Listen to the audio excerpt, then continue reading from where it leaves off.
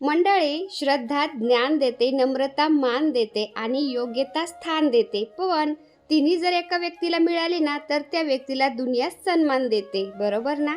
त्यामुळे मंडळी, देवासमोर उभा राहून तुम्ही काय मागता यापेक्षा देवाकडे पाठ असताना तुम्ही कसे वागता यावर बऱ्याच गोष्टी अवलंबून असतात. म्हणून माणूस हा बोलण्यातून नाही तर वागण्यातून खरा कळत असतो.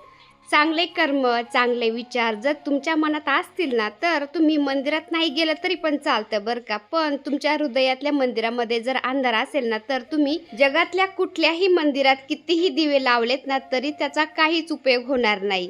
एक गोष्ट नेहमी लक्षात ठेवायची, आपल्या आयुष्यामध्ये आपण किती खरे आणि किती खोटे आहेत नाही फक्त दोघांनाच माहीत असतं. एक म्हणजे परमात्मा आणि दुसरा म्हणजे आपला अंतरात्मा.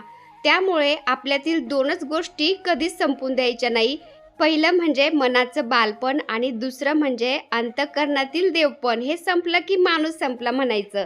नमस्कार मंडळी, मी छाया आपल्या सर्वांचं आपल्या आणखीन एका नवीन व्हिडिओमध्ये अगदी मनापासून स्वागत करते. तर कालच्या व्हिडिओला तुम्ही सगळ्यांनी भरभरून प्रेम दिलं त्यासाठी मनापासून आभारी सर्वांची. आणि हे पाहता राजू देवांना आंघोळ घालतोय आणि मी मंदिर आवरत होते. तर देवांना सकाळ सकाळ मला आंघोळ घालायची होती आणि मग बाकीचं नाश्ता स्वयंपाक वगैरे करायचा होता. तर राजूने आंघोळ केली. माझी आंघोळ झाल्यानंतर आणि लगेच म्हणला मी आता तुला देवांना आंघोळ घालून देतो, कारण तो घरी असला ना तो देवपूजा माझ्या वाट्यालाच येऊन देत नाही. तर म्हणला मी आंघोळ घालतो आणि तू मंदिरामध्ये देवांची म्हणजे मांडणी कर आणि आपण दोघं पण देवपूजा करू म्हणला. तर म्हणला ठीक आहे चल, तू आता आंघोळ घालून दे मला देवांना. आणि मग मी तांब्यामध्ये त्याला पाणी आणि गंगाजल मिक्स करून दिलं. तो असं देवाला एक एक आंघोळ घालत होता आणि मला कोरड्या कपड्याने मस्त पुसून देत होता देव. तर मग मंदिर मी पुसून घेतलं, मंदिरामधले कपडे बदलले आणि आता दिवे लावून घेतले. आणि राजूने देवांना आंघोळ घातली ना तर ते मग मी देवांची मांडणी करून देवपूजा करत होते. तर मंदिरामध्ये मंगल कलश मी ठेवत असते ना, तर मंगल कलश म्हणजे तो मी पाणी बदललं आणि कलश तो घासायला ठेवला आणि जो अष्टलक्ष्मी कलश होता ना तर तोच मग मी मंगल कलश म्हणून मंदिरामध्ये ठेवलाय. तर अष्टलक्ष्मी कलश आपण मंगल कलश म्हणून ठेवला तरी पण चालतो बरं का, कारण कलश हा समृद्धी, शांती आणि सकारात्मकतेचं प्रतीक असतं ना आणि त्यात अष्टलक्ष्मींचा वास पण असतो. त्यामुळे तो कोणत्याही शुभ कार्यासाठी आणि पूजेसाठी चांगलाच असतो. अष्टलक्ष्मी कलश आपल्या घरामध्ये मांडल्याने सर्व देवी देवतांचे आशीर्वाद आपल्याला मिळतात आणि विशेषत म्हणजे गृहप्रवेश किंवा इतर धार्मिक विधींसाठी सुद्धा शुभ मानले जातो बरं का हा अष्टलक्ष्मी कलश. तर कोणी कोणी काय म्हणतं अष्टलक्ष्मी कलश आहे ना हा अष्टलक्ष्मी कुंचनसाठी वापरतात. तर तसं काही नाही, आपल्या मनावर आहे, आपल्या श्रद्धेवर आहे. तर असा अष्टलक्ष्मी कलश ना आपण मंगल कलश म्हणून वापरला किंवा आपल्याला कोणत्या पूजेसाठी कलशाची स्थापना करायची तेव्हा पण वापरला म्हणजे कलश मांडला तरी पण चालतं बरं का. असं नाही की तुम्ही अष्टलक्ष्मी कुंचनच त्याच्यामध्ये करावा असं काही नाही. आता आम्ही निघलो होतो फौजी साहेबांच्या मित्राला भेटायला, कारण त्यांचं काहीतरी खुब्याचं ऑपरेशन झालंय ना, त्यामुळं फौजी साहेब म्हणले आपण भेटून पण येऊ आणि त्यानंतर येता येता तुझे ब्लाऊज वगैरे टाकले शिवायला तर ते पण घेऊन येऊ. पानगळतीच झाडायची ना, ते आता थंडीमध्ये पानगळती चालू झाली ना. हे बा सकाळी झाडलेलं वारं सुटलं थोडस लगेच कचरा सगळा. बसो डबा घेतला तो.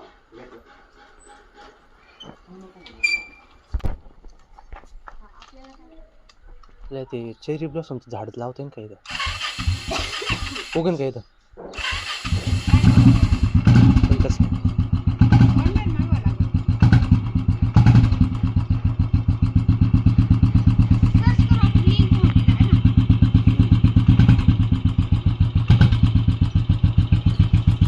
तर आकाश होतं जवळ माझ्या ना. आकाश काय म्हणतो मम्मी चेरी ब्लॉसमचं झाड खूप आवडतं मला, तर ते आपल्या इथं येईन का म्हणलं. आपण सर्च करू आणि कुठं भेटतं कुठं नाही बघू मग. आणि फौजी साहेबांच्या मित्रांची इथं आलो ना आम्ही, तर त्यांना भेटलो आम्ही. त्यानंतर त्यांचं गार्डन पाहत होतो आम्ही. तर तुम्ही बघू शकता त्यांनी पण असा झाडांचा कोपरा मस्त एक बनवलाय. म्हणजे छोटा आलंय का ते?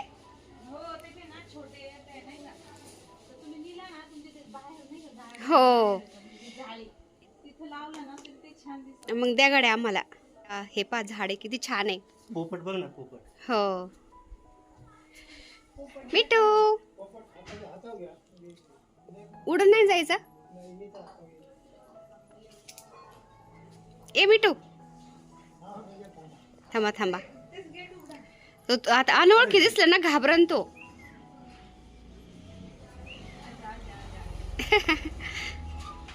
आई पा मग ओळख आई शपथ ते पा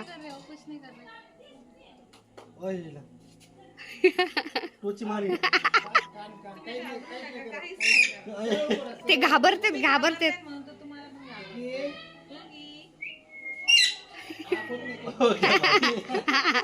घाबरले ते पहा कसं लेकरासारखं तो त्यांच्याकडे जातोय बघा बापरे हा असं बसत होता तुमच्या खांद्यावर तो अनोळखी आई पेपा घाबरतोय तो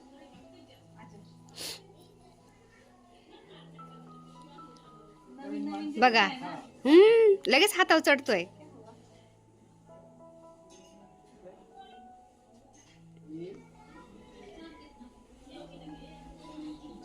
छोटा होता का आणला तवा त्याच्यामुळेच हा गेटवर जाळी लय भारी झाली ते साईड बाहेरून ना हा पूर्ण पाहायचं बाहेरचं काही हा लिंबाची कमी नसेल ते पालन नवीन हे बघा ना सिंगोनिया प्लांट याच्यावर कसं गेलं झाडाव कट केले झाडाला काही हा कोणतं झाड काढलं काढतायत थांबा थांबा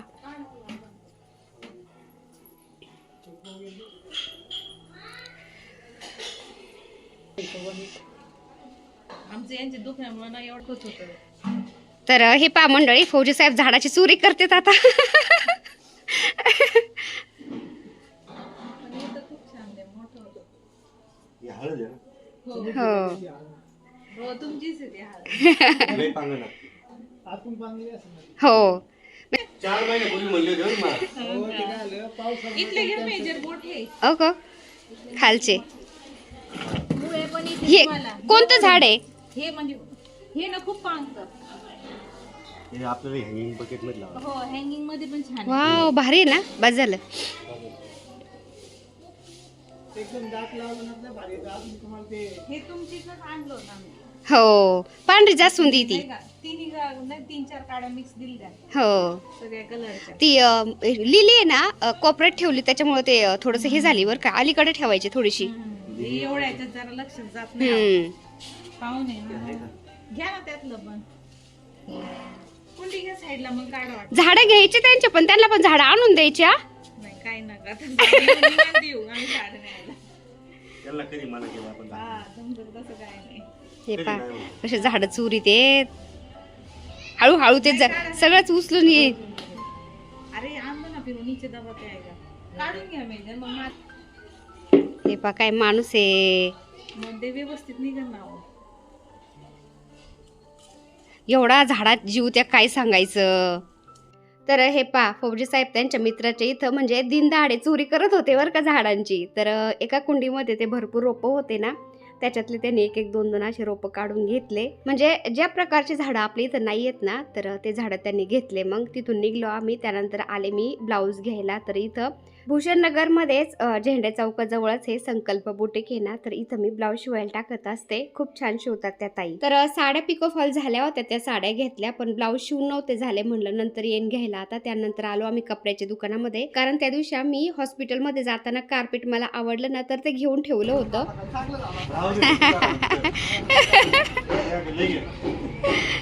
तर कार्पेट त्या दिवशी घेतला पण तसंच राहिलं होतं इथे दुकानामध्ये आता ते पण घेऊन चाललो थोडी साहेबांना मी चला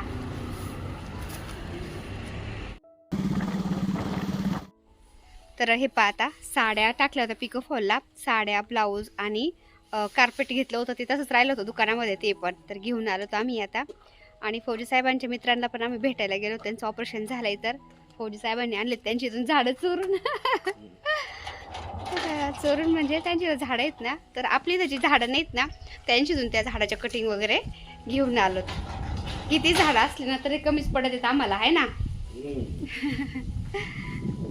चला बाहेरून आलं ना असं थकल्यावानी होते.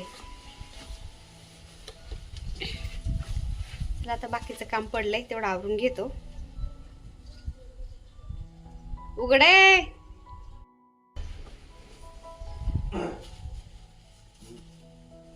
मामा कुठे गेला?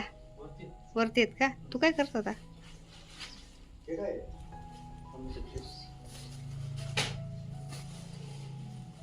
पार्सल आलंय का माझं?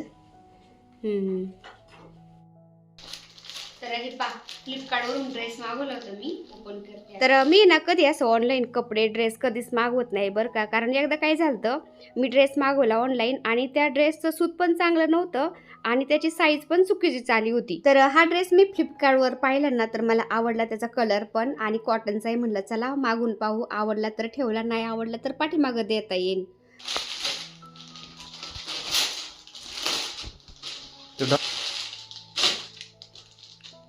प्लेन काय मागवला?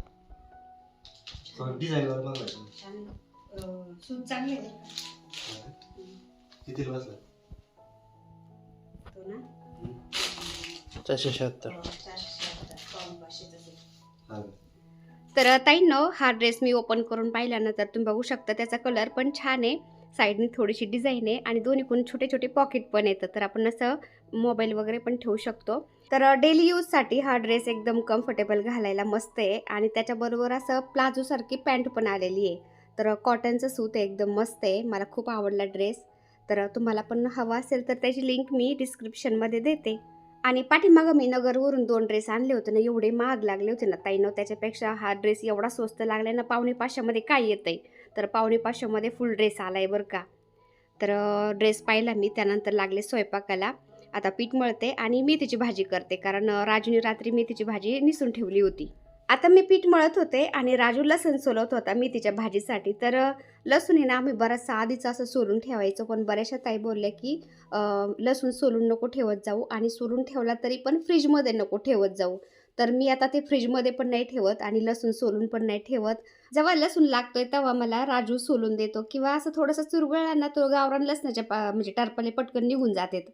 तर असं करत असतो आम्ही. तर बऱ्याचशा ताई मावशी मला बरंच काही असं समजून सांगत असतात बरं का, जे मला माहिती नाही ना ते मला सांगतात त्या. तर त्याच्यातून मला भरपूर काही शिकायला मिळतं, कारण आपण आईच्या पोटातून काही शिकून आलेलं नसतो आणि कोणी आपल्याला समजून जर सांगतंय ना, काही शिकवतंय ना, तर त्याच्यात आपल्याला कमीपणा नसलं पाहिजे बरं का. आपल्याला काहीतरी वेगळं शिकायला मिळतंय, माहिती होती आपल्याला, तर त्याच्यात आपल्याला आनंदच व्हायला पाहिजे.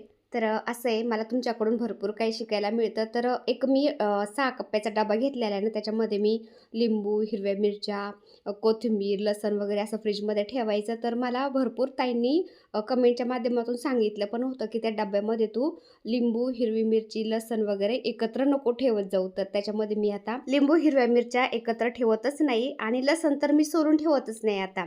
तर मग मी त्या डब्यामध्ये आता हिरव्या मिरच्या, कोथिंबीर, कढीपत्ता, अद्रक किंवा वाटाण्याचे दाणे असं सूप वगैरे करायला, मकाचे दाणे असं ते त्याच्यामध्ये भरून ठेवते आणि लसण तर मी सोलूनच नाही ठेवत आता. तर माझ्याकडून काही चुकतंय ना, तुम्ही जर मला काही समजून सांगितलं ना कमेंटच्या माध्यमातून, ते मी फॉलो करत असते बरं का. तुम्ही कमेंट केली आणि मी ती कमेंटकडे लक्ष दिलं नाही किंवा ते मी फॉलो केलं नाही असं कधीच होत नाही. तुम्ही जे सांगतात ना ते मी फॉलो करत असते ताईंनो.